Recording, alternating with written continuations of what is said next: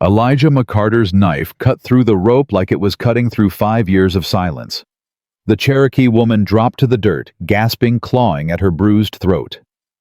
The whole town of Redstone stood frozen, and Eli knew in that single heartbeat he'd just made himself an enemy of every man, woman, and child watching. But when her dark eyes met his, something shifted in his chest, something that had been dead since he buried his wife and daughter. He didn't save her to be a hero. He saved her because he was tired of letting people die while he stood by and did nothing. If stories like this speak to your heart, subscribe to my channel and follow this tale to the very end. Drop a comment telling me which city you're watching from. I love seeing how far these stories travel. The sun hung brutal over Redstone, Colorado territory, autumn of 1879. Eli McCarter hadn't planned on saving anyone. He'd ridden into town for salt coffee and 10 pounds of nails. Simple errands for a simple man living a quiet life on a ranch 2 hours from anywhere that mattered.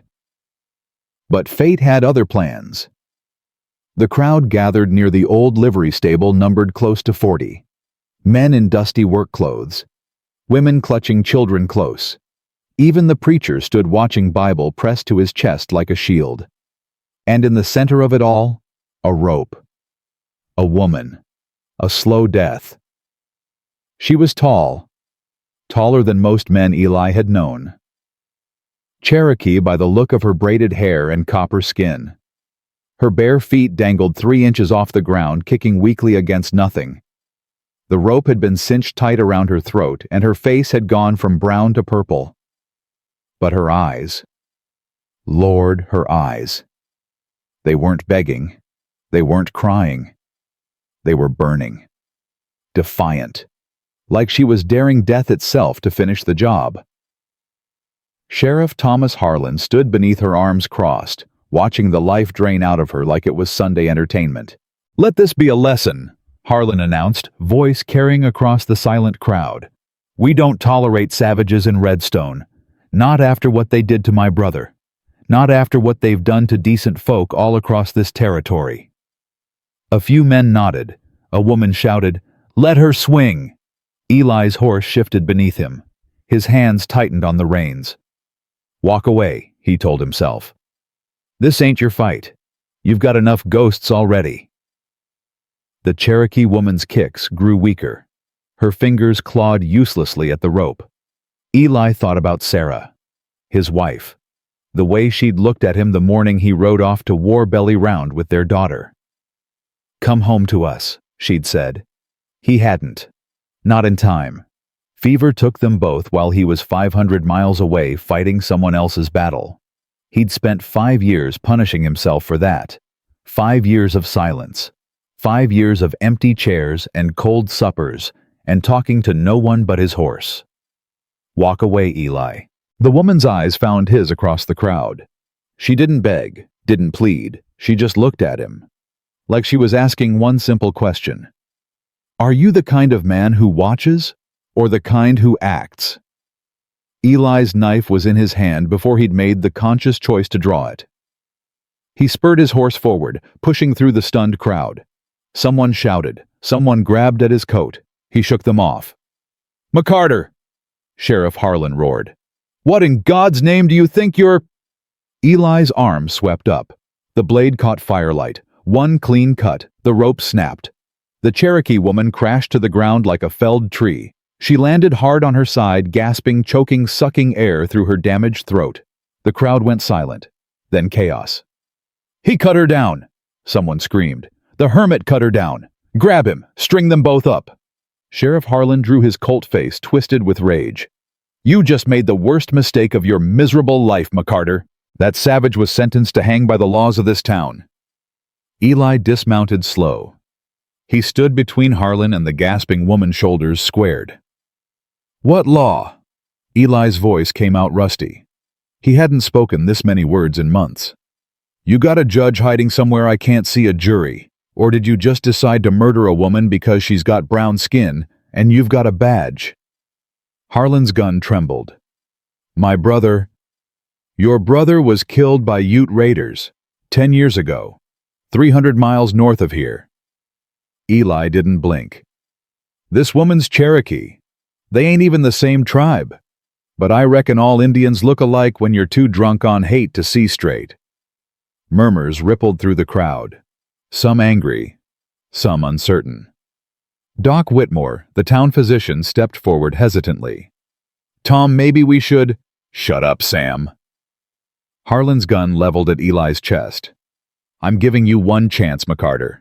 One. Get back on your horse, ride back to your sad little ranch, and pretend this never happened. Let me finish what needs finishing." Eli looked down at the Cherokee woman. She'd managed to push herself up on one elbow. Her throat was a mess of rope burns and bruises, but she was breathing, watching him with those fierce dark eyes. He thought about Sarah again, about his daughter born and dead without him ever seeing her face, about 5 years of silence and guilt, and wondering why he was still alive when everyone he loved wasn't. "No," Eli said quietly. "What?" "No," louder now. "I ain't walking away. I ain't letting you kill this woman. You want her dead? You'll have to go through me first." The crowd shifted. Some men reached for their guns, but they hesitated. Eli McCarter was known in these parts not as a talker, but as a Union sharpshooter who'd killed more Confederate soldiers than anyone cared to count. The kind of man who didn't miss. His hand rested easy on his holstered pistol. 40 against 1, McCarter," Harlan said, but his voice had lost some of its certainty. "You can't win this." "Maybe not." Eli's gray eyes were cold as mountain ice. "But I promise you, Sheriff, you'll be the first man I drop. And you know I don't miss." Silence. Harlan's jaw worked. His gun wavered. Eli waited. His heart pounded, but his hand was steady. He'd faced down Confederate cavalry. He'd survived Antietam. One small-town sheriff with a grudge didn't scare him. What scared him was the realization that he cared about something again. For the first time in 5 years, he actually cared whether he lived or died. And it was because of this stranger, this Cherokee woman bleeding in the dirt behind him. "Fine," Harlan finally spat.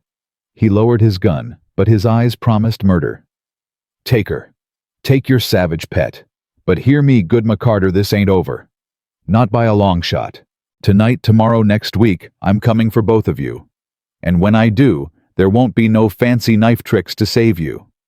Eli didn't answer. He turned his back on the sheriff, a deliberate insult, a show of contempt, and knelt beside the Cherokee woman. Up close, she was even more striking. High cheekbones, strong jaw, eyes that held more pain than anyone should carry. She couldn't have been older than 30, but those eyes had seen lifetimes. "Can you stand?" His voice softened. Gentle, like he was talking to a spooked horse. She studied him for a long moment. Then she nodded once. He offered his hand. She ignored it. Instead, she pushed herself up on her own swaying but upright. Proud. Refusing help even when she could barely breathe. Stubborn Eli thought. Good, she'll need that. "My wagon's at the edge of town," he said. "Think you can walk that far?" Another nod. No words. Just that unwavering gaze. They moved through the crowd together. Eli in front, hand on his gun, the Cherokee woman behind him, bare feet leaving small bloody prints in the dust. The townspeople parted like water around Stone's faces twisted with fear and hatred. Maggie Hollister, who ran the general store, spat at Eli's feet. "Traitor! Indian lover!" Eli kept walking. A young boy threw a rock. It bounced off the Cherokee woman's shoulder. She didn't flinch, didn't even look. They reached the wagon. Eli helped her up onto the seat. This time she accepted his hand. Her grip stronger than he'd expected, and climbed up beside her. He flicked the reins. The horses started forward. Behind them, Sheriff Harlan's voice carried across the square. "You're a dead man, McCarter, a dead man walking." Eli didn't look back. The ride to his ranch took nearly 2 hours. Neither of them spoke. Eli watched her from the corner of his eye. She sat rigid, hands folded in her lap, eyes fixed on the road ahead. The bruises on her neck had darkened to black and purple. Every breath seemed to cost her. But she didn't complain, didn't cry, didn't even ask where he was taking her. That kind of silence wasn't peace. It was survival. Eli recognized it because he'd worn the same silence for 5 years. When the ranch came into view, small cabin sagging barn fences that needed mending, he felt a strange embarrassment. After his family died, he'd stopped caring what the place looked like, stopped caring about much of anything. Now he saw it through her eyes. A lonely man's lonely home. He stopped the wagon near the porch. "This is it. Ain't much, but it's defensible. Good sight lines. One road in." She turned her head slowly, taking in the property. Then she looked at him. Really looked like she was reading something written on his soul. "Why?" Her voice came out raspy, damaged from the rope. But the word carried weight. Eli thought about lying. Thought about saying something noble about justice or righteousness or Christian duty. Instead, he told her the truth. "Because I'm tired of standing by while people die." He climbed down from the wagon, not meeting her eyes. "Because 5 years ago, I wasn't there when my wife and daughter needed me. And they died alone while I was fighting a war that didn't matter." He helped her down. She moved stiffly, wounded pride warring with wounded body. "I ain't asking for your trust," he continued. "I ain't asking for nothing. But you're welcome to stay until you heal, until it's safe, or until you decide you'd rather take your chances somewhere else." She stood before him in the fading afternoon light, tall, battered, unbowed. "Aiyana," she said finally. "What?" "My name. Aiyana." Each word seemed to hurt her throat, but she said them anyway. "It means eternal blossom." Eli nodded slowly. "I'm Elijah. Most folks call me Eli." He paused. "The ones who talk to me anyway." Something flickered in her eyes. Not quite a smile, but close. He led her inside the cabin. One room sparsely furnished. A bed in the corner. A table with 2 chairs, though he couldn't remember the last time anyone had sat in the second one. A fireplace with cold ashes. "Bed's yours," he said. "I'll take the floor by the door." "No." Her voice was firm despite the damage. "I do not need the bed. You're hurt. I have slept on harder ground than your floor." She moved to the far corner, lowering herself against the wall back straight.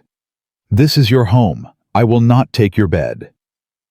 Eli opened his mouth to argue, then stopped. He recognized the look in her eyes, the same pride that made her refuse his hand when she could barely stand. Pushing would only insult her. "All right," he said. "Suit yourself." He built a fire, found some dried venison and hardtack, set a plate near her, then took his own to the table. They ate in silence. Outside, the sun dropped below the mountains, painting the sky blood red. "They will come." Aiyana's voice broke the quiet. "The sheriff, his men, they will not let this stand. I know. You should not have interfered." She wasn't angry, just stating fact. "You have made yourself an enemy of your own people." Eli chewed his venison, thinking. "They ain't my people, haven't been for a long time." "Why?" "Because good people don't hang women for the crime of existing." He met her eyes across the dim cabin. "And if that makes me a traitor, then I reckon I've been a traitor my whole life without knowing it." Aiyana studied him. The firelight played across her bruised face, softening the harsh lines. "You are strange," she finally said. "Strange white man." "I've been called worse." Another flicker, almost a smile. Then gone. Night fell heavy around the cabin. Eli positioned himself by the door, Winchester across his lap. Aiyana remained in her corner, eyes open, watching the darkness outside the window. Neither slept. Around midnight, a sound cut through the silence. Hooves. Distant but approaching. Eli was on his feet instantly, rifle raised. Aiyana stood too, moving silent as a shadow despite her injuries. Her eyes had gone hard, the fear she'd hidden all day finally surfacing. How many? She whispered. Eli peered through a crack in the shutters. Can't tell yet. Coming from the east. From town. The hoofbeats grew louder, closer, then stopped. A voice rang out in the darkness. Sheriff Harlan's voice, rough with whiskey and hate. McCarter, I know you can hear me. Eli didn't answer. We're giving you one last chance. Send out the savage and we'll let you live. You can go back to your sad, lonely life and pretend this never happened. Eli looked at Aiyana. She stood rigid, hands clenched at her sides. The rope burns on her neck seemed to throb in the firelight. What do you want to do? He asked quietly. She met his eyes. In them he saw something he hadn't expected. Not fear, not resignation, hope. Faint, fragile, but real. I want to live, she said simply. For the first time in many moons, I want to live. Eli nodded. He moved to the door, opened it a crack. Go to hell, Harlan, he called into the darkness. Silence. Then Harlan's laugh, ugly and cruel. Have it your way, McCarter. Have it your way.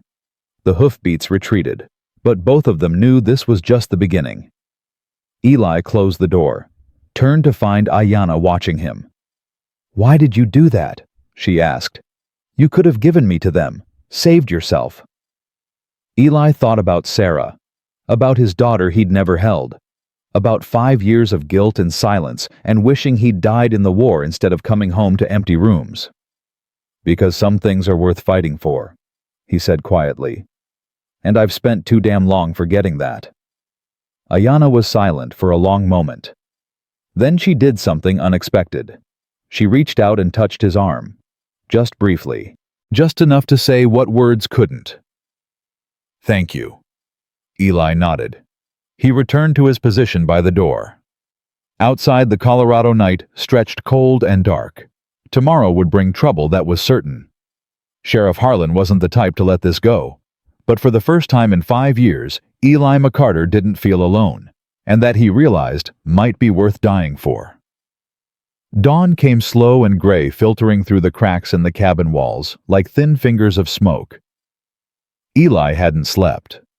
His back ached from sitting against the door all night, Winchester across his lap, ears straining for any sound of approaching horses.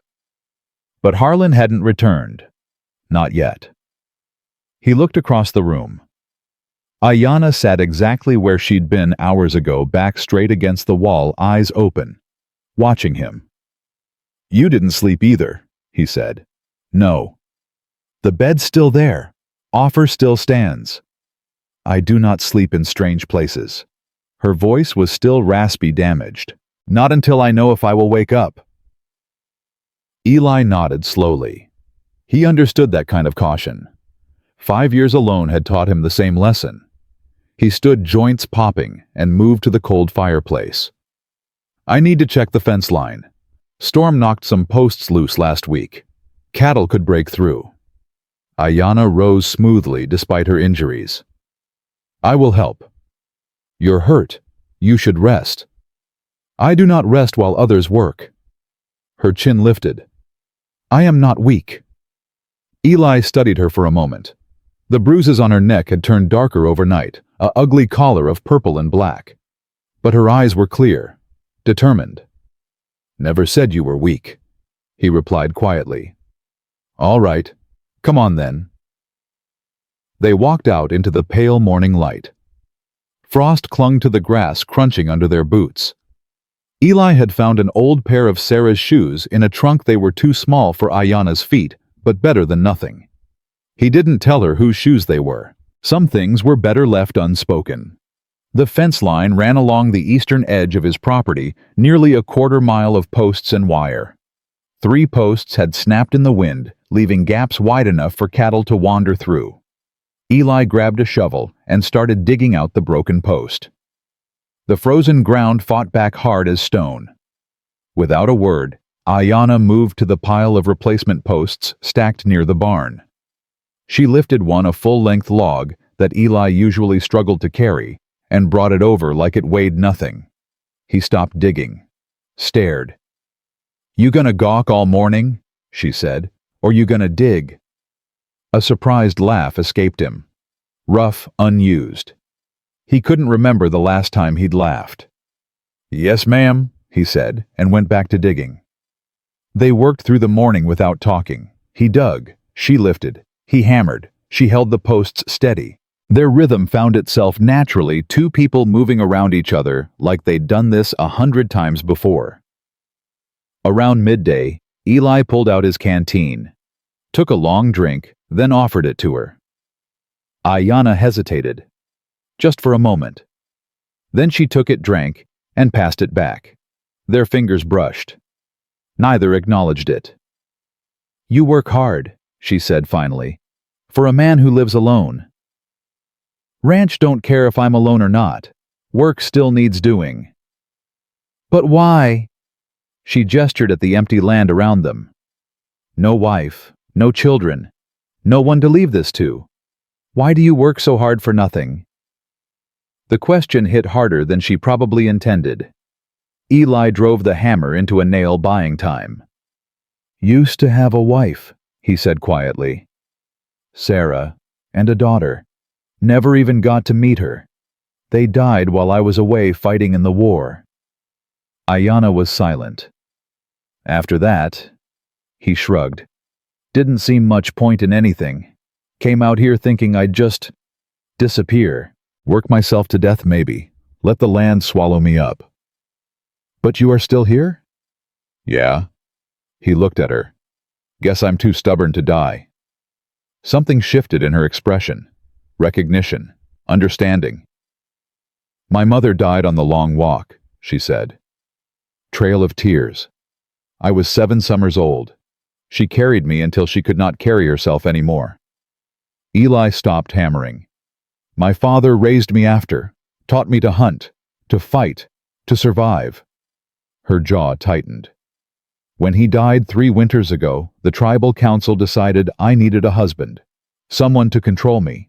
They chose the chief's son, a cruel man who beat his first wife until she drowned herself in the river. And you refused." "I refused." Her eyes met his. "I told them I would rather die than belong to a man who saw women as property, so they decided to grant my wish." The words hung between them. Eli felt something crack open in his chest. Anger, yes, but also a fierce respect. "Your own people," he said slowly. "They did that to you. Some of them." She picked up another post, muscles flexing. "Not all, but enough. That's why the town got hold of you. Your tribe handed you over. They cast me out, left me in the wilderness with nothing. I walked for 3 days before the white men found me." A bitter smile crossed her face. They saw Cherokee woman alone. Easy prey, easy entertainment. Eli's hands tightened on the hammer.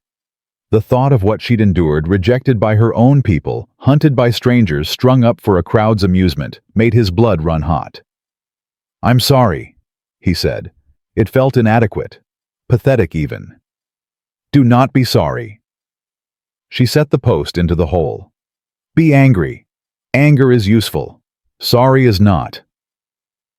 He looked at her, really looked, and saw not a victim, but a survivor. Someone who had been beaten down by 2 worlds and refused to stay down. "You're something else," he said quietly. "You know that I am Cherokee." She held the post steady while he drove in the nails. "We do not break easily." They finished the fence line as the sun reached its peak, walked back to the cabin in comfortable silence. Eli made a thin soup from dried beans and the last of his salt pork. They ate together at the table, the first time anyone had sat across from him there in 5 years. Aiyana ate slowly, carefully. The rope burns made swallowing painful. "Harlan will come back," she said between bites. "Tonight. Tomorrow. He will not stop." "I know." "You could still let me go. I could disappear into the mountains. Find another tribe maybe. You would be safe." Eli set down his spoon. "That what you want to run?" She was quiet for a long moment. Her fingers traced the edge of the wooden bowl. "No," she admitted. "I am tired of running, tired of being cast out, tired of belonging nowhere." "Then stay." "It is not that simple." "Sure it is." He leaned forward. "You stay. We fight. Whatever comes, we face it together. That's simple." Aiyana stared at him. "Why? Why would you risk your life for a stranger? A Cherokee woman you met yesterday." Eli thought about it, really thought. "Because yesterday when I saw you hanging there, I saw myself." He spoke slowly, finding the words as he went. "I've been dead inside for 5 years, going through the motions, waiting to stop breathing, and then I looked in your eyes and saw someone fighting to live, really fighting, and I thought, maybe I want to fight too. Maybe I'm not ready to give up yet." "So you saved me to save yourself?" "Maybe." He met her gaze. "That make it less real." She considered this. Then slowly she shook her head. "No," she said softly. "It makes it more real." That afternoon, Eli taught her the layout of his property, the best places to take cover if attacked, where he kept the extra ammunition, how to work the Winchester if something happened to him. She learned fast, faster than anyone he'd ever known. "You've handled rifles before," he observed. "My father taught me. The reservation agents did not approve." A ghost of a smile. "I did not care what they approved." "Bet you didn't." They were standing near the barn when the sound came. Hoofbeats, multiple riders, coming fast from the direction of town. Eli's hand went to his pistol. "Inside, now!" But Aiyana didn't move. She was staring at the approaching dust cloud, her expression unreadable. "Those are not white men's horses," she said quietly. Eli squinted. She was right. The riders moved differently, sat differently. And as they drew closer, he saw the truth. Indians. At least a dozen of them. Cherokee, by their dress. "Your people?" he asked. Aiyana's face had gone hard as stone. "My former people." The riders stopped at the edge of his property. One of them, an older man with gray-streaked hair and a chief's bearing, raised his hand in a gesture that was half greeting, half command. "Aiyana!" he called out. "Step forward." She didn't move. The old man's eyes narrowed. "You will not disobey me twice, girl. Come here, now." Eli stepped in front of her. "She ain't going anywhere she don't want to go." Murmurs rippled through the riders. Several reached for weapons. The chief raised his hand again, silencing them. "This is not your concern, white man. This is tribal business. It became my business when I cut her down from your rope." "Our rope." The chief's voice dripped with contempt. "We did not hang her. We merely released her from the protection of our tribe. What the white men did after was their choice." "Mighty convenient," Eli growled. "Cast her out knowing exactly what would happen. Then wash your hands of it." "Eli." Aiyana's voice was quiet but firm. "Let me speak." He hesitated. Every instinct screamed at him to keep her behind him protected. But the look in her eyes stopped him. This was her fight. Her people. Her past. He stepped aside. Aiyana walked forward until she stood 10 feet from the mounted chief. Her chin was high, her shoulders back. The bruises on her neck were visible to all of them, evidence of what their release had cost her. "Chief Running Water," she said. Her voice carried clear across the cold air. "You sentenced me to death for refusing to be property. The white men nearly finished what you started. And now you come here. Why?" Running Water's weathered face betrayed nothing. "Word has spread. A white rancher defied his own people to save you. Now he hides you in his home. The town is angry. They will attack soon in greater numbers. You will both die. And you came to warn us." Aiyana's laugh was sharp as broken glass. "How generous." "I came to offer you a choice." The chief leaned forward in his saddle. "Return with us. Accept your marriage to my son. All will be forgiven. You will live." Eli's hand tightened on his pistol. Aiyana was silent for a long moment. The wind stirred the dust around her feet. "Your son," she said slowly, "beat his first wife until she chose death over marriage. You know this. The whole tribe knows this. And you would give me to him anyway. He is my heir. He needs a strong wife to give him strong sons. You are the strongest woman in our tribe. I was the strongest, before you cast me out like garbage. A mistake." Running Water's voice softened slightly. "One I am offering to correct. Come home, Aiyana. This white man cannot protect you. His own people will burn this ranch to the ground. You will die here alone, far from your ancestors."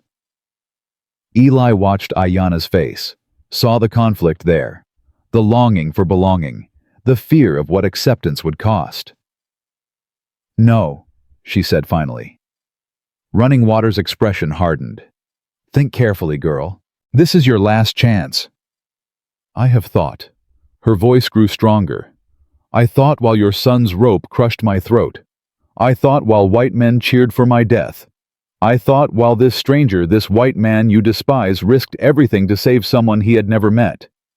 She turned slightly, looking at Eli, then back at her chief. "I will not return. I will not marry your son. I will not belong to any man who sees me as property instead of a person."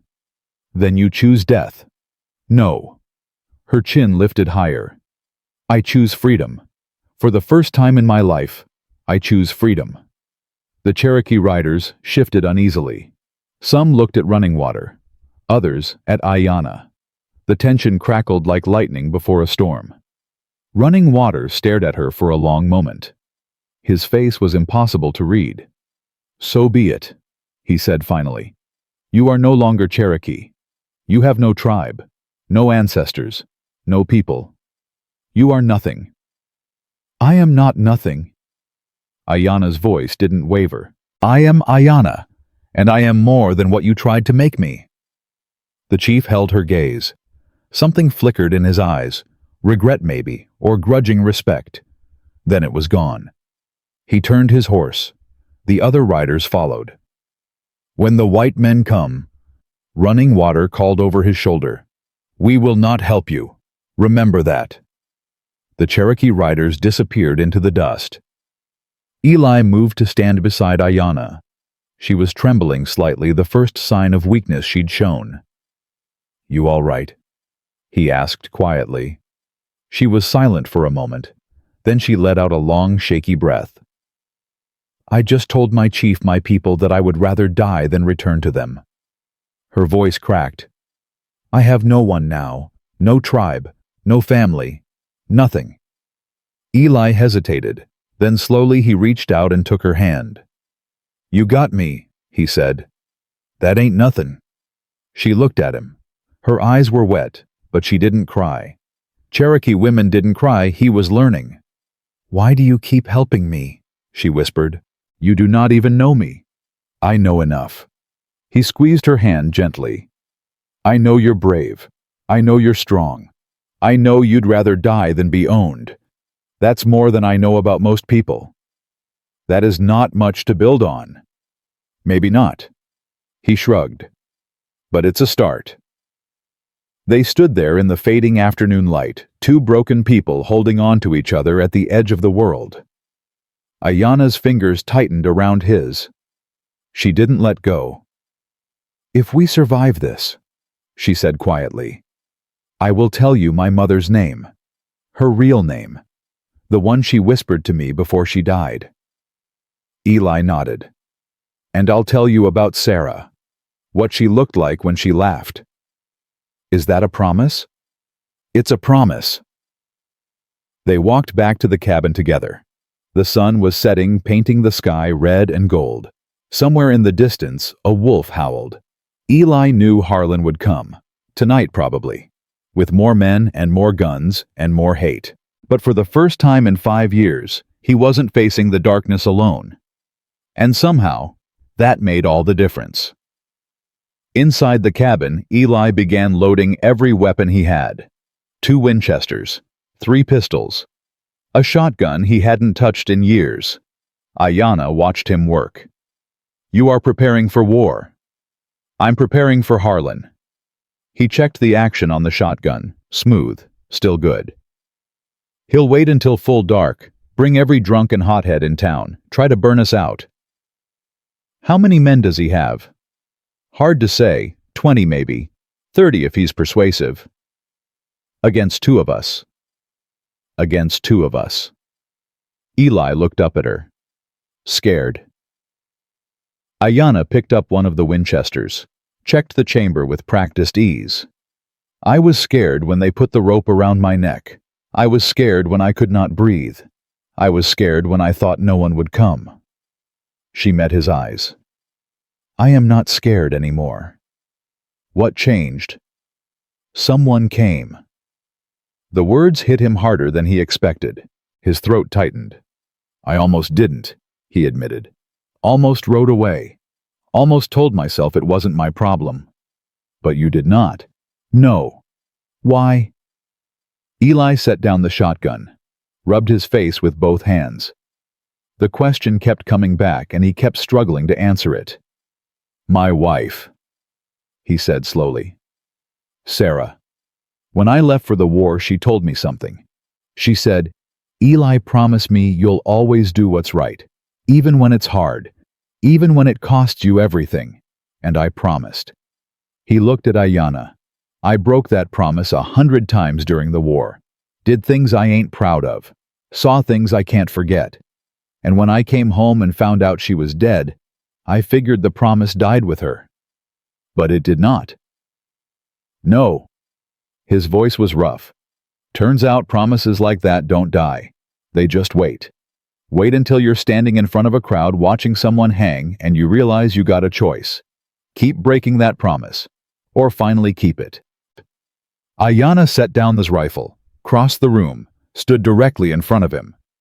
"Your wife," she said quietly. "She sounds like a wise woman." She was. "And you loved her?" "More than anything." Aiyana nodded slowly. "Then she would be proud of you. For what you did yesterday. For what you are doing now." Eli's vision blurred. He blinked hard. "Maybe," he said. "I hope so." Aiyana reached up. Her calloused fingers brushed his cheek. Gentle. Brief. "When the men come tonight," she said, "we will fight. And if we die, we will die standing. Together." "Together," he repeated. "I am glad I did not die alone on that rope." Her voice was barely a whisper. "I am glad you came." Before he could respond, a sound split the night. Hoofbeats, dozens of them, and the distant flicker of torches. Harlan had arrived. Eli grabbed his Winchester. "They're here." Aiyana was already moving, taking position by the window. Her eyes had gone cold. Battle ready. "Let them come," she said. Outside voices rose in the darkness. Angry, drunk, baying for blood. Eli McCarter looked at the Cherokee woman who had entered his life less than 2 days ago. The woman he'd saved. The woman who was saving him right back. "Whatever happens," he said, "I don't regret cutting that rope." Aiyana smiled. It was the first real smile he'd seen from her. "Neither do I." The torches grew closer. The shouting grew louder. And 2 people who had been ready to die alone prepared to fight for their lives together. The first torch sailed through the night and slammed into the cabin wall. Eli fired before he could think. The shot cracked through the darkness, and somewhere out there a man screamed and dropped. "Stay low!" he shouted to Aiyana. She was already moving, crouched beneath the window, Winchester pressed to her shoulder. Her eyes tracked the dancing torches like a hunter watching prey. "I count 20, she said. "Maybe more behind the barn." "Harlan!" Eli's voice cut through the chaos. "This don't have to happen. Right away now, and nobody else gets hurt." Laughter answered him, cruel and drunk. "You had your chance, McCarter." Harlan's voice came from somewhere to the left. Now we're gonna burn you out like the rat you are, you and your savage whore." Another torch flew. This one hit the roof. Flames licked at the dry shingles. Aiyana rose just enough to aim. Fired. A man holding a torch spun and fell. "Good shot," Eli breathed. "My father taught me well." More gunfire erupted from outside. Bullets punched through the cabin walls, sending splinters flying. Eli ducked as one whistled past his ear. "They're spreading out," Aiyana called. "Trying to surround us." Eli's mind raced. 20 men, maybe more. 2 rifles between them. A cabin that was already starting to burn. The math wasn't good. "The root cellar," he said suddenly. "Under the floor. There's a tunnel that comes out near the creek. Sarah made me dig it in case of Indian raids." Aiyana's jaw tightened at the irony. And now a Cherokee woman will use it to escape white men. Life's funny that way. He grabbed her arm. "Go. I'll hold them off." "No." "Aiyana." "I said no." She pulled free. "I did not survive the rope to run like a coward. We fight together or we die together. Choose." Eli wanted to argue, wanted to throw her over his shoulder and force her to safety, but the look in her eyes stopped him cold. This wasn't stubbornness. This was something deeper, something sacred. "Together then," he said. She nodded once. "Together." The roof was burning now. Smoke poured down from the ceiling, thick and choking. Eli's eyes watered, his lungs burned. "We need to get out," he shouted. "Can't fight if we can't breathe. The back door." They moved as one, staying low. Eli kicked open the back door and rolled out into the cold night air. Aiyana followed, landing in a crouch beside him. Immediately, gunfire erupted from their right. Eli returned fire without aiming, just trying to buy time. Aiyana sprinted toward the barn, and he followed, bullets kicking up dirt at his heels. They crashed through the barn doors and slammed them shut. "This is not better," Aiyana gasped. "They will burn this too." "I know, but there's horses and weapons." He grabbed his saddle from the hook, threw it on his mare. His hands moved faster than they had in years. Survival sharpened everything. Aiyana found the shotgun he kept hidden in the hay, checked it, loaded. Outside, Harlan was shouting orders. "Surround the barn. Don't let them escape." "Eli." Aiyana's voice was strange, quiet. He turned. She was standing at the back of the barn, looking through a crack in the wall. Her face had gone pale. "What is it?" "More riders. Coming from the east." Eli's stomach dropped. Reinforcements. Harlan must have sent for help from the neighboring towns. They were dead. He moved to the crack and looked out. His breath caught. Not white men. Not townsfolk. Cherokee. 30 of them at least, riding hard toward the ranch. At their head was Chief Running Water, his gray hair streaming behind him. "Your people," Eli said slowly. "I thought they wouldn't help." Aiyana shook her head. "I do not understand," he said. The Cherokee riders hit Harlan's men like a thunderbolt. Eli watched in shock as the two forces collided. Horses screamed, men fell. The organized mob became chaos in seconds. "Why?" Aiyana whispered. "Why would he come?" A Cherokee warrior burst through the barn doors. Eli raised his rifle, but Aiyana knocked it aside. "Wait." The warrior was young, barely 20. He looked at Aiyana with something like awe. "The chief sent me," he said in Cherokee. Then in broken English, he says, he was wrong. He says his son confessed, beat his first wife, killed her, made it look like drowning. Aiyana's face went white. "What?" "Running Water found out tonight. His son tried to flee. The chief—" The young warrior paused. "The chief killed him, his own son, for what he did." Eli felt the world tilt beneath him. Running Water killed his own son. Aiyana's voice shook. "For me. For justice. For his first wife. For you." The warrior stepped closer. "He says he should have believed you, should have protected you. He says he is sorry." Outside the battle raged. Gunfire and war cries mixed in a terrible symphony. Aiyana stood frozen. Tears streamed down her face, the first tears Eli had seen from her. "Go," the young warrior said. "Fight. The chief is buying you time." Eli grabbed Aiyana's shoulder. "You hurt him. Let's move." She blinked, nodded, wiped her face with the back of her hand. "Yes," she said. "Let us finish this." They burst out of the barn together. The scene before them was chaos. Cherokee warriors and townsfolk locked in combat, horses rearing, bodies falling, and in the center of it all, Sheriff Harlan, his face twisted with rage, shooting wildly into the melee. "Harlan!" Eli roared. The sheriff spun. Their eyes met across the battlefield. "You!" Harlan screamed. "This is your fault, all of it!" He raised his pistol. Eli raised his rifle. Both fired. Harlan's shot went wide, clipping Eli's shoulder. Pain exploded through his arm, but his own bullet found its mark. Harlan staggered, looked down at the red bloom spreading across his chest. "Damn you," he whispered. "Damn you to hell." He fell. The remaining townsfolk saw their leader drop. Some fled immediately. Others threw down their weapons.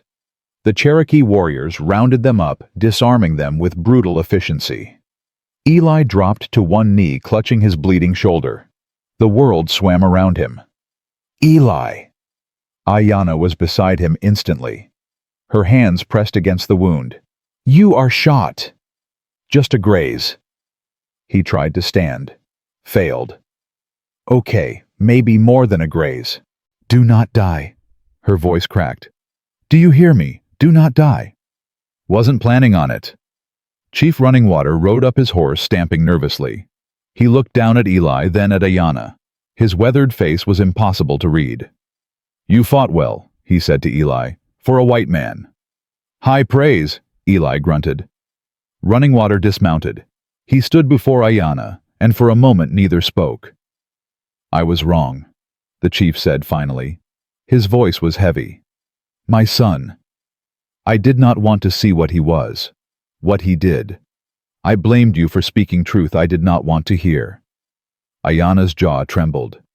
"You cast me out, left me to die." "Yes."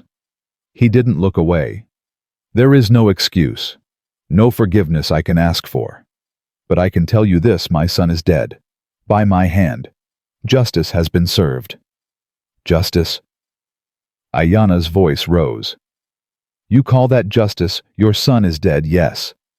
But his first wife is still dead. I still carry these scars." She touched her throat. "Justice would have been believing me from the beginning." Running Water bowed his head. "You are right. I know I am right." Silence stretched between them. Eli watched his wound forgotten. "You cannot come back," Running Water said quietly. "The tribe, they would not accept it. Too much has happened." "I do not want to come back." Aiyana straightened. "I have found a new place, a new purpose." The chief's eyes moved to Eli. Something flickered in them, understanding maybe, or grudging respect. "The White Rancher," he said. "You choose him. I choose myself." Aiyana's voice was steel. "He simply happens to be standing beside me." Running Water almost smiled. Almost. "Then stand well," he said. "Both of you." He mounted his horse, raised his hand to his warriors. They began to ride away, leaving behind the burning cabin, the scattered bodies, the chaos of the night. "Chief!" Aiyana's voice stopped him. Running Water turned. "Thank you," she said quietly, "for coming, for trying to make it right." The old chief studied her for a long moment. "Your mother," he said. "She would be proud of you. She was fierce like you, unbreakable." Aiyana's breath caught. "You knew my mother. I loved your mother, before she married your father." Running Water's voice softened. She was the bravest woman I ever knew. Until tonight. He rode away without another word. Aiyana stood motionless, watching until the Cherokee riders disappeared into the darkness. Aiyana. Eli's voice was weak. I hate to interrupt, but I'm bleeding pretty bad here. She snapped back to reality, rushed to his side. We need to get you inside. We need... She stopped, looked at the burning cabin. There is no inside anymore. Barn still standing. Barely. Beggars can't be choosers. She helped him up, his good arm draped over her shoulders. Together they stumbled toward the barn. Doc Whitmore appeared from somewhere. Eli hadn't even known the old physician was there. His face was pale, his hands shaking, but his voice was steady. Let me see that wound. They got Eli into the barn, propped against a hay bale. Doc Whitmore worked quickly, cleaning and bandaging the shoulder. Bullet went clean through, the doc said. You're lucky. Don't feel lucky. You're alive. That's lucky enough. Aiyana knelt beside Eli, her hand resting on his chest. She hadn't let go of him since the fighting stopped. The town, she said to Doc Whitmore. What will happen now Harlan is dead? Many of his men, too. The old doctor sighed. Hard to say. Some folks will be angry. Others might see this as a chance for change. He looked at Eli. You've got friends in town, McCarter. More than you know. People who were too scared to speak up against Harlan. Lot of good that did. Fear makes cowards of us all. Doc Whitmore stood. But cowards can find courage. Sometimes it just takes someone else going first. He gathered his bag, paused at the barn door. For what it's worth, he said, I'm glad you cut that rope. Harlan was a poison in this town. Has been for years. Maybe now we can start healing. He left. Eli and Aiyana sat in silence. Outside the cabin smoldered orange embers glowing against the black sky. Your home, Aiyana said quietly. It is gone. It was just a building. Eli's voice was tired but calm. 4 walls and a roof. Nothing I can't rebuild. You would rebuild after all this. What else would I do? He turned his head to look at her. Run, hide. Spend another 5 years alone feeling sorry for myself. He shook his head. No, I'm done with that. What do you want now? The question hung in the smoky air. Eli thought about Sarah. About the promise he'd made her all those years ago. About the promise he'd finally kept. I want to live, he said. Really live. Not just exist. And how will you do that? He reached out with his good hand, took hers. I reckon I'll start by asking if you want to help me rebuild. Aiyana looked at their joined hands. At the ruined cabin. At the stars appearing one by one in the clearing smoke. I do not know how to build a white man's house, she said. I'll teach you. I do not cook white man's food. I'll survive. I am difficult, stubborn. I do not take orders well. I noticed. Eli squeezed her hand. I ain't asking for easy. I'm asking for real. Aiyana was quiet for a long moment. My mother's name, she said finally. The secret name she whispered to me before she died. Eli waited. Whispering Wind. That was her name. Aiyana's voice trembled. She told me to remember it, to carry it with me always, to never forget who I came from. Whispering Wind, Eli repeated. That's beautiful. She was beautiful, strong, kind. A tear slid down Aiyana's cheek. I have not spoken her name aloud since she died. 21 years of silence. Why tell me now? Aiyana turned to face him fully. Her dark eyes glistened in the ember light. Because you asked me to stay, she said, and I am going to say yes. Eli's heart stuttered. You mean that? I mean that. She lifted their joined hands. pressed them to her heart. I will help you rebuild. I will learn your ways. I will stand beside you against whatever comes. And in return, you will remember her name. Whispering Wind. You will help me carry it. I can do that. And you will tell me about Sarah, when you are ready. Eli's throat tightened. I can do that too. They sat together as the night slowly surrendered to dawn. The cabin was ash and memory. The bodies of the fallen were being gathered by the surviving townsfolk. Everything had changed. But here in this half-burned barn, two people who had been ready to die alone had found something worth living for. Maggie Hollister appeared at the barn door as the first light touched the mountains. Her face was drawn, her dress stained with smoke and something darker. Mr. McCarter. Her voice was hesitant. I wanted to say... Eli looked up. Say what, Mrs. Hollister. The old woman's lip trembled. I'm sorry. For the things I said. For the rock my grandson threw. For all of it. Aiyana's hand tightened on Eli's. We were scared, Maggie continued. Harlan told us stories. Terrible stories about what Indians did to settlers. Made us believe every native was a murderer waiting to happen. She wiped her eyes. But tonight I saw Cherokee warriors ride in to save a white man's life. Saw them fight and die for someone they had every reason to hate. She stepped closer, looked at Aiyana. I don't know how to fix what's been broken, but I'd like to try, if you'll let me. Aiyana studied the old woman for a long moment. Then she nodded slowly. My mother used to say that hatred is a fire that burns the one who holds it. Her voice was quiet. You have let go of your fire. That takes courage. Maggie sobbed, actually sobbed. Thank you, she whispered. Thank you for your grace. She hurried away. Eli watched her go. Think she means it. I think she wants to mean it. Aiyana leaned her head against his good shoulder. That is a beginning. Beginnings.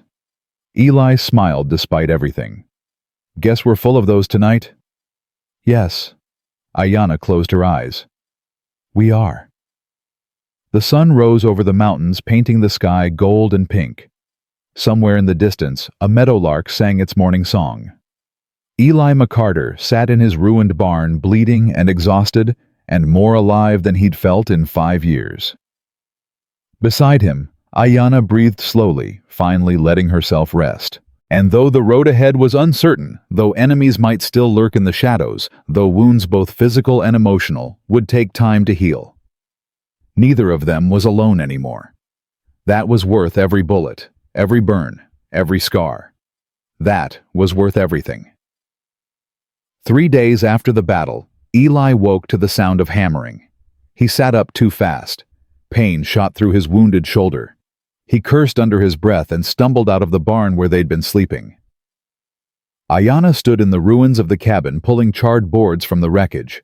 Her braids were tied back. Her sleeves rolled up. Sweat glistened on her forehead despite the morning chill. What are you doing? Eli called. What does it look like? She tossed a blackened plank aside. Clearing the mess. Cannot rebuild on top of ashes. Doc said I'm supposed to rest. Then rest. She grabbed another board. I did not ask for your help. Eli watched her work for a moment. Then he walked over and started pulling debris with his good arm. Aiyana glanced at him. You are stubborn. Look who's talking. Something almost like a smile crossed her face. They worked in silence. By midday, they'd cleared most of the burned timber. The foundation was still solid, good stone that had survived the flames. Eli stood looking at it, wiping his brow. We can rebuild on this, he said. Won't take more than a few weeks if the weather holds. Where will we get wood? There's a stand of pines about 2 miles north. I've been meaning to clear some of them anyway. We will need help. Your shoulder. I know. Aiyana set down the board she was holding. You have no friends in town, not anymore. Maybe, maybe not. Eli squinted toward the road. Guess we'll find out. As if summoned by his words, a wagon appeared on the horizon. Then another, and another. Eli's hand moved to his pistol. Wait. Aiyana touched his arm. Look. The wagons weren't carrying armed men. They were carrying lumber, tools, supplies. Doc Whitmore drove the first wagon. Behind him came Maggie Hollister. And behind her, a dozen other townsfolk, men and women, Eli recognized from the general store, the blacksmith shop, the church. What in God's name? Eli breathed. Doc Whitmore pulled his wagon to a stop. His old face creased into a smile. Heard you might need some help rebuilding, he said. Figured we'd lend a hand. Why? Because it's the right thing to do. The old doctor climbed down. And because some of us are tired of being cowards. Maggie Hollister approached her arms full of blankets. I brought bedding and food. My daughter baked bread this morning. Eli didn't know what to say. He looked at Aiyana. She looked back at him, equally stunned. Mr. McCarter. A young man stepped forward. Eli recognized him, Jacob Turner, the blacksmith's apprentice. I know I was in that crowd. The day they... He swallowed hard. The day they tried to hang Miss Aiyana. I didn't do nothing to stop it. I just watched. A lot of people just watched, Eli said carefully. That's what I mean. Jacob's voice cracked. I've been thinking about it every night since. Couldn't sleep, couldn't eat. My pa asked what was wrong and I told him everything, and he said... The boy wiped his eyes. He said a man who watches evil and does nothing is just as guilty as the man who does it. Aiyana stepped forward. Your father sounds wise. He is, ma'am, and he's here too. Brought his tools. Jacob pointed to an older man unloading the second wagon. Said if Mr. McCarter was brave enough to do what's right, least we can do is help him put his house back together. Eli's throat tightened. He'd spent 5 years believing the world was cruel and cold, that people only looked out for themselves. That hope was a fool's luxury. But here they were, the same townspeople who had cheered for Aiyana's death, now bringing lumber and bread and blankets. I don't understand, he said quietly. 3 days ago you wanted us both dead. Doc Whitmore sighed. 3 days ago we were scared. Harlan kept us scared. Told us stories about Indian raids, massacres, things that happened 20 years ago to people hundreds of miles away. Made us think every native was an enemy. And now Harlan's dead, and we've had time to think. The doctor looked at Aiyana. When those Cherokee riders came to help you when they fought and died for a white rancher who'd saved one of their own, it changed something. Made us realize we'd been fed lies. Just like that. Aiyana's voice was skeptical. 3 days and 20 years of hatred disappears. No. Maggie Hollister spoke up. 20 years of hatred doesn't disappear in 3 days, but it can start to. If people are willing to try. She reached into her wagon and pulled out something wrapped in cloth. Handed it to Aiyana. This was my grandmother's, Maggie said. She brought it from Ireland when she was a girl. My family were immigrants too once, hated and feared and told we didn't belong. Aiyana unwrapped the cloth. Inside was a small silver cross on a delicate chain. I'm not asking you to forgive us, Maggie continued. I'm not sure we deserve it, but I'm asking for a chance to prove we can be better. Aiyana held the cross in her palm, looked at it for a long moment. My mother had a necklace, she said quietly. Sacred beads passed down through generations. I lost it when they cast me out.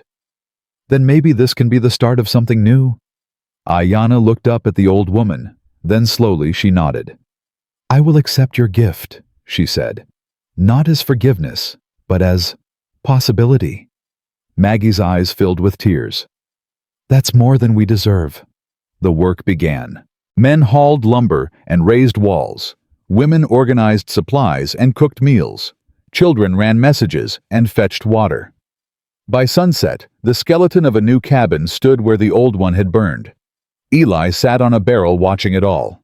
His shoulder throbbed, but he barely noticed. "You should rest." Aiyana appeared beside him with a cup of water. "I'm fine." "You are not fine. You are favoring your left arm and wincing every time you breathe. When did you become a doctor? When did you become so stubborn about accepting help?" Eli laughed despite himself. "Fair point." She sat beside him. They watched the townsfolk work. "This is strange," Aiyana said quietly. "Being helped by the people who wanted me dead. Strange good or strange bad? I do not know yet." She took a sip of water. "In my tribe, when someone wronged you, they could offer restitution. Gifts, labor service. A way to restore balance. Is that what this feels like?" "Perhaps." She looked at him. "Or perhaps it is just people trying to ease their guilt." "Does it matter which one?" Aiyana considered this. "My mother would say that actions matter more than intentions, that a man who does good for selfish reasons still does good." "Smart woman, your mother." "She was." Aiyana's voice softened. "She would have liked you, I think." "Yeah." "Yes." She appreciated stubborn men who refused to give up. Eli felt warmth spread through his chest that had nothing to do with the evening fire someone had built. "Tell me more about her," he said. "About your family. Your life before? Before the rope. Before all of it." Aiyana was quiet for a moment. Then she began to speak. She told him about growing up on the reservation, about her father teaching her to hunt, to track, to read the land like a book, about her mother's medicine knowledge, the herbs and poultices that could cure fevers and heal wounds. She told him about the trail of tears, the stories passed down from survivors, the thousands who died, the children who never reached Oklahoma, the culture nearly destroyed by forced marches and broken promises. She told him about the loneliness after her parents died, the pressure to marry, the chief's son with his cruel eyes and violent hands. "I knew what he was," she said. "I saw how he treated his first wife, how she flinched when he entered a room, how she wore long sleeves even in summer to hide the bruises. And nobody did anything. He was the chief's son, untouchable." Aiyana's jaw tightened. "When she drowned herself, they said it was an accident. Everyone knew the truth. Nobody spoke it. Until you. Until me." She looked at her hands. "I told the council what I had seen, demanded justice for her death. They called me a liar, a troublemaker, said I was jealous because I had been chosen as his next wife. That's when they cast you out. That is when they decided I was too dangerous to keep." Aiyana's voice was bitter. "A woman who speaks truth is more threatening than a man who kills." Eli reached over and took her hand. She let him. "You're not dangerous," he said quietly. "You're brave. There's a difference.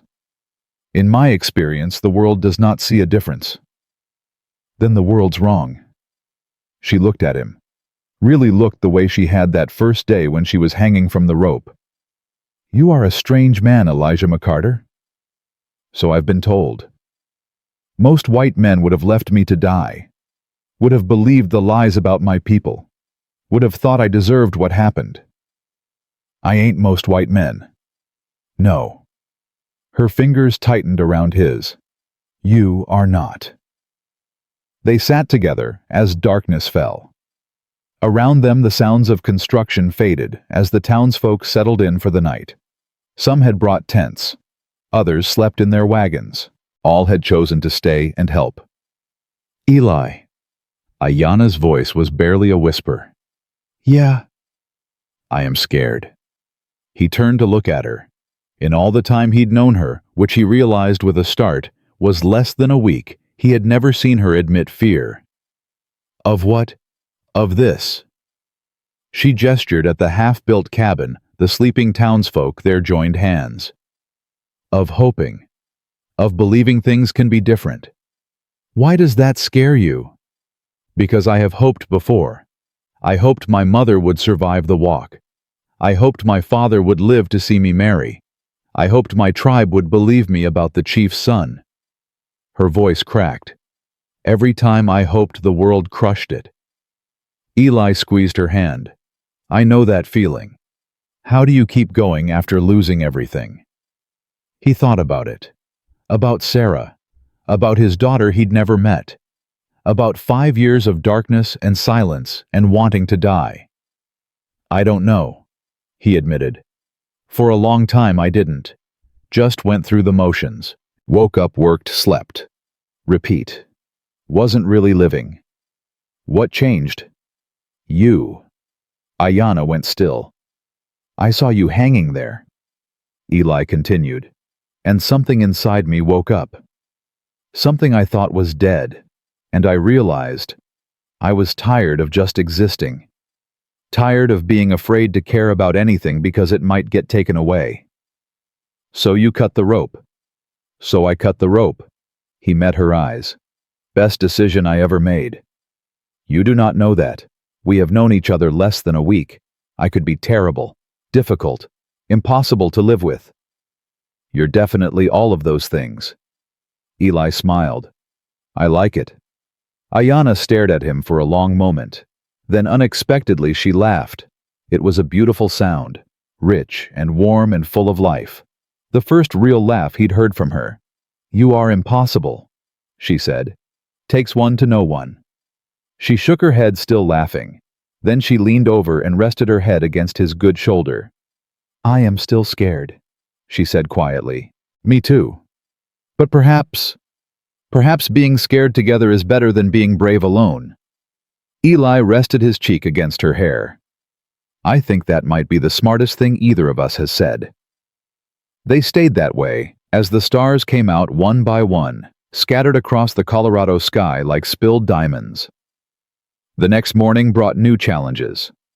A rider appeared from the south, moving fast. Eli recognized the horse before he recognized the man, a painted Mustang that belonged to one of Harlan's deputies. "Trouble," he muttered, reaching for his rifle. Aiyana was beside him instantly. "Who is it?" "Morrison. He was Harlan's second. Thought he'd run off after the battle." The rider pulled up short of the worksite. His face was haggard, his clothes dirty, but his eyes burned with hatred. "McCarter," Morrison's voice cracked. "You think this is over? You think killing Harlan ends this?" "I was hoping." Eli kept his rifle ready. "The marshal's coming, from Denver. I sent word." Morrison's smile was ugly. "You murdered a lawman, McCarter. Cut down a legal execution. When the marshal gets here, you'll hang. Both of you." Murmurs rippled through the gathered townsfolk. "Harlan wasn't lawman," Eli said calmly. "He was a murderer with a badge. There was no trial, no jury, just a mob and a rope. Don't matter what you call it. The law says a man's entitled to a fair trial." Doc Whitmore stepped forward. "The law says you can't execute someone without due process. What Harlan did wasn't law. It was lynching." Morrison's face twisted. "You're all traitors, Indian lovers. When the marshal comes..." "When the marshal comes," Maggie Hollister interrupted, "he'll hear the truth, from all of us, about what Harlan really was, about what really happened. You wouldn't dare. We already did." Jacob Turner's father, the blacksmith, stepped forward, a big man with hands like hammers. "Wrote it all down. Every person here signed it.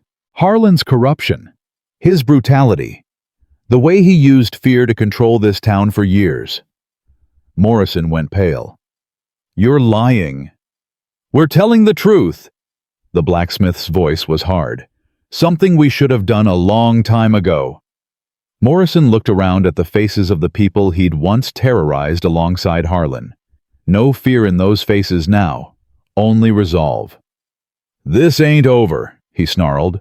The marshal will do his job," Eli said quietly. "If that means I hang, so be it. But I'd rather die for doing right than live as a coward." He raised his rifle slightly. Not aiming, just reminding. Now get off my land. Morrison glared at him, at Aiyana, at the townspeople who had turned against him. You'll all pay for this, he spat. Then he wheeled his horse and rode away. Silence fell over the worksite. Is it true? Aiyana's voice was low. Could a marshal come and take you away? Could. Eli lowered his rifle. Harlan had friends in Denver. Might have some pull with the federal law. Then we should run, leave, find somewhere. No. Eli's voice was firm. I'm done running. Done hiding. If the law wants to judge me, let them judge me. At least this time, I'll be judged for something I'm proud of. Aiyana stared at him. You would risk hanging for me. Already risked it once. He turned to face her fully. Do it again in a heartbeat. Something shifted in her expression. Her walls, so carefully maintained, seemed to crack. No one has ever... She stopped, swallowed hard. In my whole life, no one has ever chosen me, over anything. Then you've been surrounded by fools. She moved before he could react. Her hands cupped his face. Her lips met his. The kiss was brief, fierce, a statement more than a question. When she pulled back, her dark eyes were burning. I choose you too, she said. Whatever comes. Around them, the townsfolk pretended not to watch. A few smiled. A few wiped their eyes. Eli's heart pounded against his ribs. Well, he managed. That's good to know. Is that all you have to say? I'm a man of few words. You are a man of excuses. But she was smiling. Actually smiling. All right. Eli took her hand. Here's some words. When this is over, when the marshal comes and goes, and we're still standing, I want to do this proper. Do what proper? Court you, the right way, take you to dinner, bring you flowers, whatever it is a man does when he's serious about a woman. Aiyana tilted her head. Cherokee do not court like white people. Then teach me how Cherokee do it. It involves many tests, proving your worth to the woman's family, demonstrating you can provide, survive hardship. Eli gestured at the half-built cabin, his wounded shoulder, the ashes still scattered around them. I'd say we've got hardship covered. Aiyana laughed again. That beautiful, unexpected sound. Yes, she agreed. I suppose we do. Work resumed. Walls went up. A roof began to take shape. By the end of the third day, the new cabin stood complete, smaller than the original, but solid, strong. A home. That night, Eli stood on the porch of the new cabin watching the sunset paint the mountains gold and red. Aiyana joined him. They stood shoulder to shoulder, not touching but close. It is beautiful, she said quietly. Yeah. I never thought I would have a place again. Somewhere to belong. You belong here. Eli's voice was rough. Long as you want. She turned to look at him. In the fading light, her face was soft, open, more vulnerable than he'd ever seen her. My mother told me something, she said. The night before she died. She said, Aiyana, the world will try to break you. Men will try to own you. Fear will try to silence you. But you are Whispering Wind's daughter. You are eternal blossom. You do not break. You do not bow. You do not stop blooming, no matter how cold the winter. Her voice trembled. For 20 years I tried to live by those words. But I was so tired, Eli. So tired of fighting alone. He reached for her hand. She let him take it. You're not alone anymore, he said. Whatever comes, martial trouble, anything, we face it together. Together. She tasted the word like something precious. I like that word. Me too. They stood there as the stars emerged, as the night sounds of the prairie rose around them, as the wind carried the scent of sage and promise. And somewhere, somehow, Eli McCarter felt the weight he'd carried for 5 years begin to lift. Not gone, Not forgotten, but shared. And that made all the difference. The marshal arrived on a Tuesday 3 weeks after the battle. Eli saw the dust cloud first, then the glint of a badge catching morning sunlight. He set down his hammer and walked to meet the rider Aiyana falling into step beside him. "You should stay inside," he said quietly. "No." "Aiyana." I said no. Her jaw was set. "We face this together. You promised." He had, so he said nothing more. The marshal was younger than Eli expected, maybe 35 with sharp blue eyes and a weathered face that spoke of hard miles and harder decisions. He rode alone, which was either a good sign or a very bad one. "Elijah McCarter." The marshal's voice was neutral, unreadable. "That's me. Marshal James Whitfield, Denver office." He dismounted slowly, keeping his hands visible. "Mind if we talk?" "That depends on what you're here to say." Whitfield's eyes moved to Aiyana. Took in her braided hair, her copper skin, the fading bruises still visible on her throat. "You must be the woman from the hanging," he said. "I am Aiyana." "Cherokee." "Yes." Whitfield nodded slowly. "I read the report Morrison filed. Said you murdered Sheriff Harlan in cold blood. Led an Indian war party against American citizens. Burned your own cabin for sympathy." Eli's hand drifted toward his pistol. "That's a damn lie." "I know." Eli froze. "What?" "I said I know." Whitfield reached into his saddlebag and pulled out a thick stack of papers. "I also received this. Signed statements from 37 residents of Redstone. Doc Whitmore, Maggie Hollister, Jacob Turner, and his father. Half the town near as I can tell." He held out the papers. They paint a very different picture than Morrison's report. A picture of a corrupt sheriff who terrorized his own people, who organized a lynching without trial or cause, who was killed in self-defense when he led an armed mob against a private citizen. Aiyana's hand found Eli's, squeezed tight. "So what happens now?" Eli asked. Whitfield was quiet for a moment. His eyes moved between them, weighing, measuring. "What happens now is I go back to Denver and file my report." He tucked the papers back into his bag. "My report will say that Sheriff Thomas Harlan exceeded his authority, that his death was the result of his own criminal actions, that no charges should be filed against Elijah McCarter or the Cherokee woman known as Aiyana." Eli couldn't breathe. "You're serious?" "I'm serious." Whitfield mounted his horse. "For what it's worth, Mr. McCarter, I've been a lawman for 15 years, seen a lot of men who claimed to be doing right. Most of them were liars or fools. And me, you." A ghost of a smile crossed Whitfield's face. "You're either the bravest man I've ever met, or the craziest. Maybe both." He tipped his hat. "Ma'am, sir. Good luck to you both." He rode away without looking back. Eli stood frozen. His heart hammered against his ribs. "Did that just happen?" Aiyana's voice was barely a whisper. "I think so. We are free. We're free." She turned to him. Her dark eyes were wet. Her lips trembled. Then she threw her arms around him and held on like she would never let go. Eli held her back, buried his face in her hair, let himself really feel for the first time in 5 years. "It's over," he murmured. "It is over." Her voice broke. "Eli, it is really over." They stood there in the morning light, two people who had fought through hell and come out the other side, still standing, still together, still alive. Word spread fast. By afternoon, half of Redstone had gathered at the ranch. Not to threaten or accuse, but to celebrate. Someone brought fiddles, someone else brought whiskey.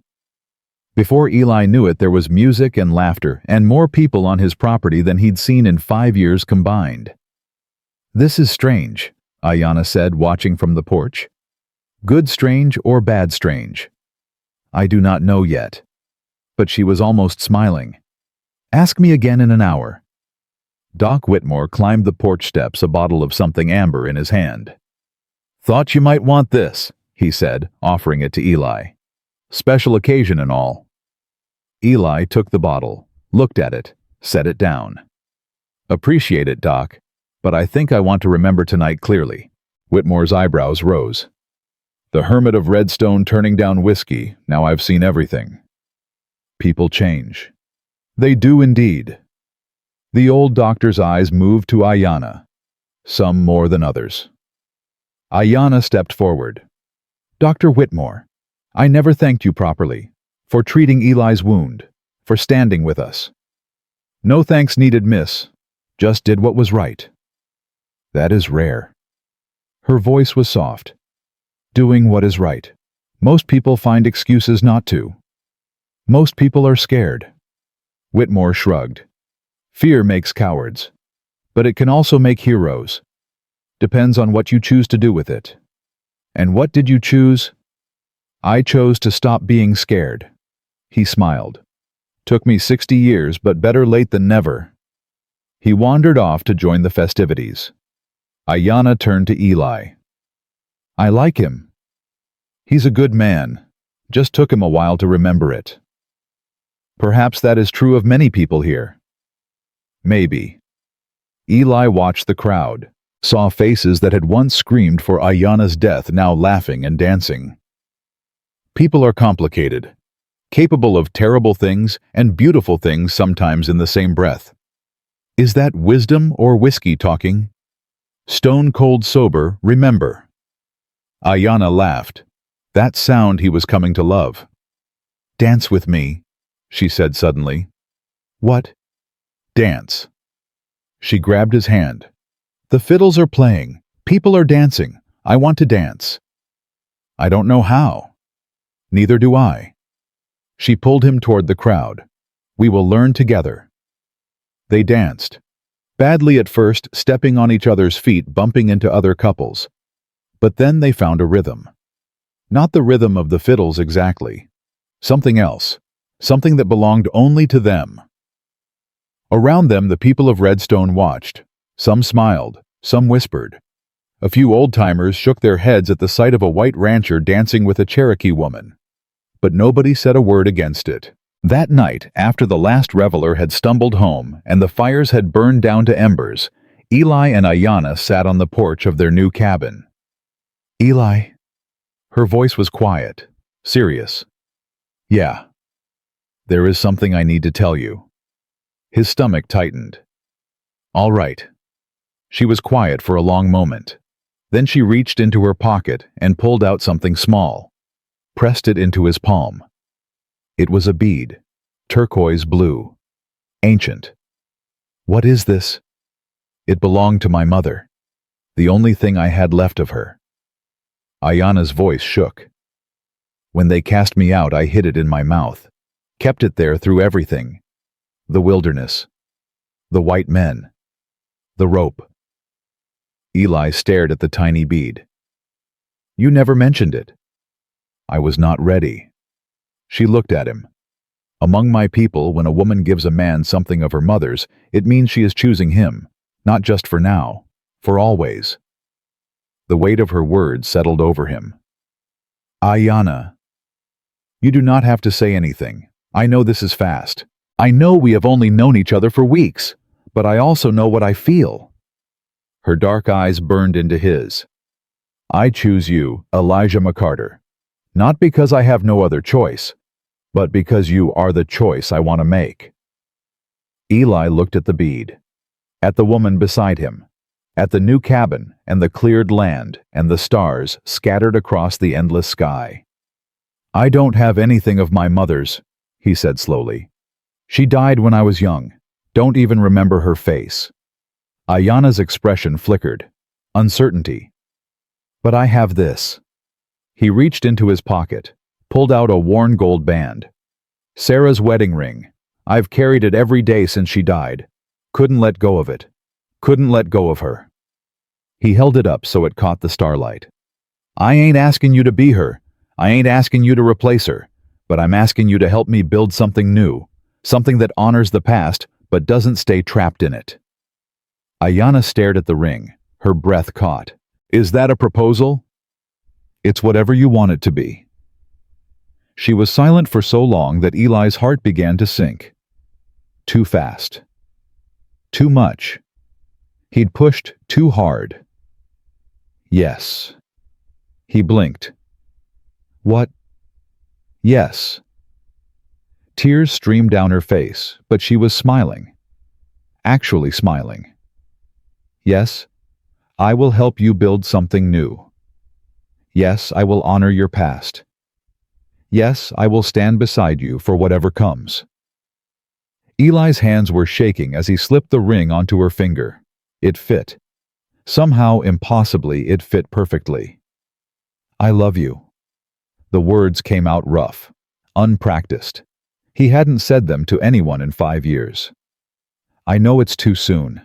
I know it doesn't make sense, but I love you, Aiyana. It makes perfect sense. She cupped his face in her hands. And I love you too, stubborn white man. She kissed him, long and deep and full of promise. When they finally pulled apart, both breathing hard, Eli laughed. What? Aiyana asked. Just thinking about what the town will say. White rancher marrying a Cherokee woman. Folks'll talk for years. Let them talk. Her chin lifted. I have survived worse than whispers. That you have. They sat together as the night deepened. Not talking, not needing to. The morning brought new challenges. A rider appeared from the east, a Cherokee rider young and serious-faced. Eli recognized him from the battle, one of Running Water's warriors. Aiyana. The young man dismounted. The chief sends word. What word? He is dying. The wounds from the battle. They did not heal. The warrior swallowed hard. He asks to see you, before he passes. Aiyana went pale. Dying, but it has been 3 weeks. The wound festered. The medicine woman could not save him. The warrior's voice cracked. He says there are things he must tell you, things he should have said years ago. Eli touched her arm. Go. She turned to him. Come with me. Aiyana, I don't think... Please. Her voice was urgent. I cannot do this alone. Not this. He looked at the warrior. Will your people accept me? The chief commanded it. You saved Aiyana. You fought beside us. You have earned the right to come. Eli hesitated only a moment. Then he nodded. Let me saddle the horses. The ride to the Cherokee camp took half a day. Aiyana said nothing the entire journey, her face set in hard lines. But Eli could see the tremor in her hands. The fear she was trying to hide. The camp was smaller than he expected. Maybe 50 people living in a mix of traditional structures and canvas tents. The remnants of a once great nation struggling to survive on the margins of a world that wanted them gone. Eyes followed them as they rode in. Suspicious. Hostile.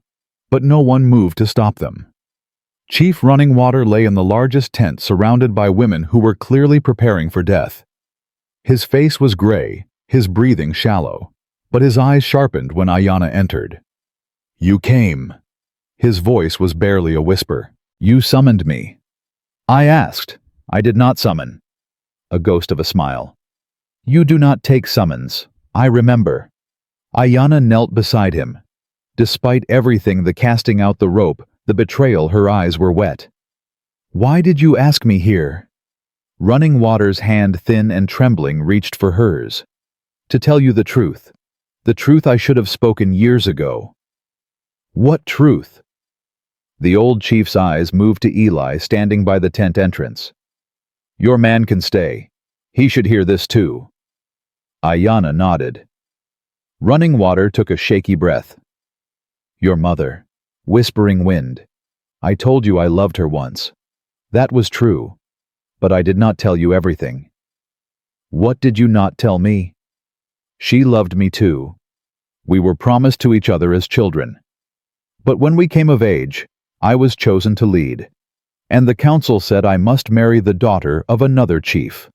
For alliance. For survival. His grip on Aiyana's hand tightened. I obeyed. Married another woman. Let Whispering Wind go. She married your father instead. And I never forgave myself." Tears slid down his weathered cheeks. "When she died on the trail, I was there. I held her hand as she passed. She made me promise to watch over you, to protect you." His voice broke. "I failed that promise. When my son demanded you as his wife, I chose him over you. Chose my blood over my word. Why are you telling me this now? Because I am dying, and I cannot face whispering wind in the next world without telling you the truth." He looked at her with eyes full of grief. "You are the daughter I should have had, would have had if I had been braver, if I had chosen love over duty." Aiyana's tears fell freely now. "You cast me out, left me to die." "Yes, and that shame will follow me into death." Running Water's voice strengthened with effort. "But I can give you one thing before I go, one thing to make right what I made wrong." He reached beneath his blanket and pulled out something that glinted in the firelight. A necklace. Sacred beads strung on leather cord. "This was your mother's. The one she wore on the trail. The one she gave me before she died." He pressed it into Aiyana's hands. "It should have gone to you. It always should have gone to you." Aiyana stared at the beads.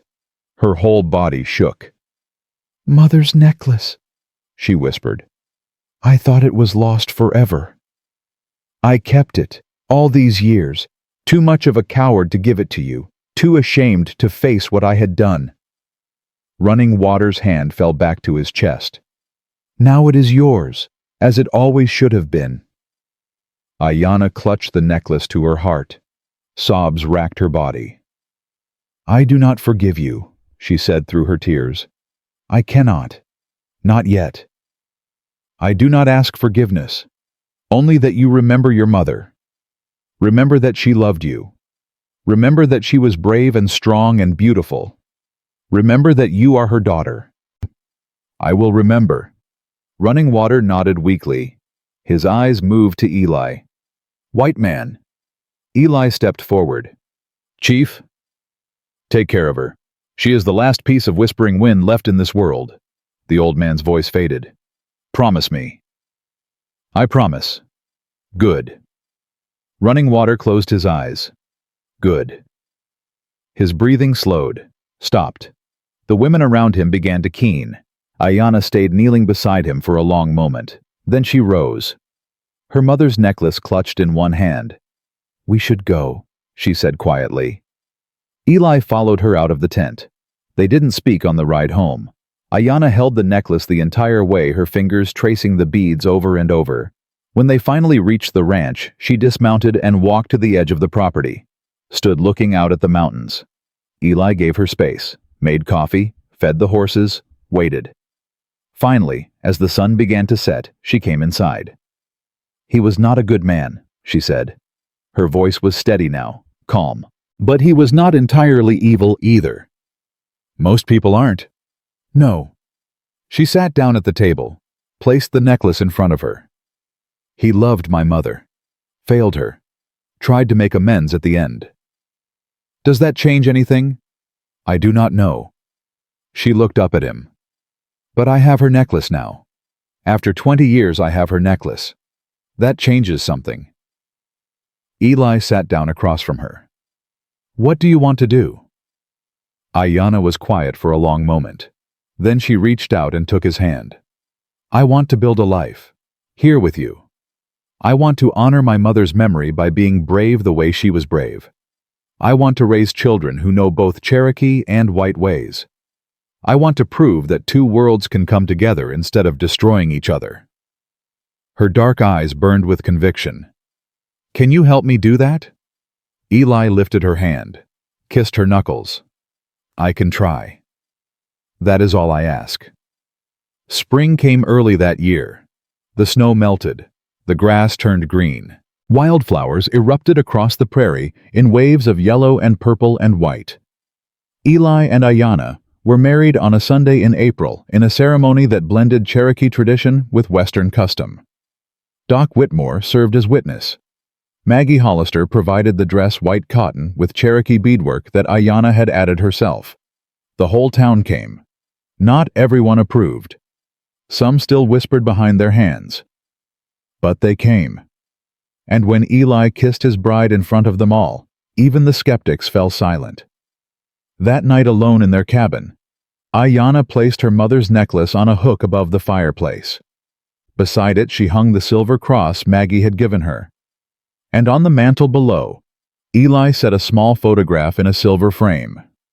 Sarah, his first wife, smiling in the way she used to smile before the war, before the fever, before everything fell apart. "She is beautiful," Aiyana said softly. She was. "Do you think she would have approved of us?" Eli looked at the photograph, remembered Sarah's voice on that last morning. "Promise me you'll always do what's right, even when it's hard." "Yeah," he said. "I think she would have." Aiyana leaned against him. "Then she was wise as well as beautiful." "She was." He wrapped his arm around her. "Just like you." They stood there together, the past and the present merging into something new, something stronger. Outside, the Colorado wind swept across the prairie, carrying the scent of sage and wildflowers and possibility. Inside, two people who had been ready to die alone had found something worth living for. Not a perfect life, not an easy one. The town would take years to fully accept their marriage. There would be struggles and setbacks and moments when the old hatred flared up again. But they would face it together. That was the promise they had made, not just to each other, but to themselves. To choose hope over fear, love over loneliness, life over mere survival. Eli McCarter had cut a rope one hot afternoon in Redstone, Colorado. In doing so, he had cut himself free from 5 years of guilt and grief and self-imposed exile. Aiyana, daughter of Whispering Wind, had refused to bow to her tribe to the noose to a world that wanted her silent and submissive. In doing so, she had found a place where she finally belonged. Not because someone gave it to her, because she chose it. And on that spring night in 1880, with the stars scattered like diamonds across the endless Colorado sky, Eli held his wife and knew one thing with absolute certainty. The rope that had been meant to end a life had become the thread that wove two broken souls together. What started with death had become a beginning. What started with hatred had become love. And what started with a single cut of a knife had become a story that would be told for generations. The story of a lonely rancher, a fearless Cherokee woman, and the courage it takes to choose each other when the whole world says you shouldn't. That is the truth of this tale. That is how two people found home. And that, in the end, is all any of us are really looking for.